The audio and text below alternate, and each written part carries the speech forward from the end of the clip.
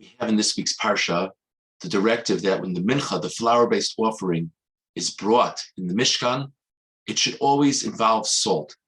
And there's a lot of discussion. In an earlier verse, the Torah says it can't have sweet things, it can't have a leavening agent, but salt it has to have. And of course, if you were to make a list of some of the most desirable foods, salt at first glance probably would not be there.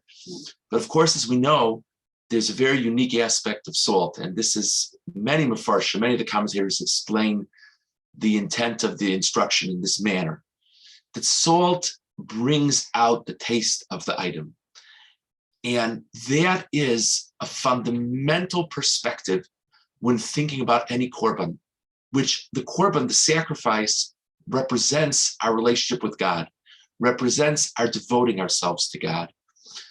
When we devote ourselves to Hashem, it should be with a spirit not only that we're going to do what the instructions say, what the holy instructions of the Torah say, but we'll connect who we are as people, the unique strengths, the unique experiences with which God has imbued us into our service of God. That we firmly believe deep within our souls is a great spirituality and a great sanctity, and we need to tap into it. Most of the time, this perspective, it does not necessarily make a practical difference. I have to keep Shabbos, you have to keep Shabbos. I have to keep kosher, you have to keep kosher. Does it really matter what my background is? Does it really matter what my personal strengths are? We both have the same instructions.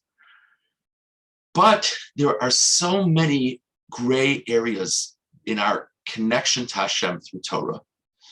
First of all, we can all do mitzvos, but we're all going to have certain mitzvos, certain positive commandments that resonate more with ourselves than with another person. That doesn't mean we're exempt from performing the mitzvos that don't resonate as much with us.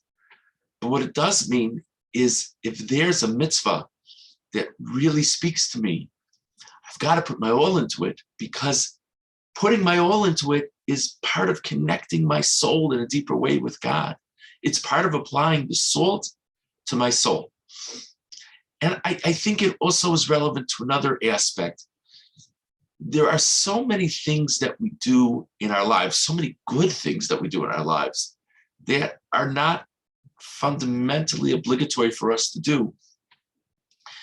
Though we are performing a mitzvah when we do it, there's no way that all of us can perform every possible act of kindness that comes our way. There's no way that all of us can be the gabbai in the shul, or the president of the shul, or the chair of the chesed committee. There's no way that all of us can be the chazan, and so on and so forth. Within the framework of serving God, there are so many ways for us to uniquely stand forward.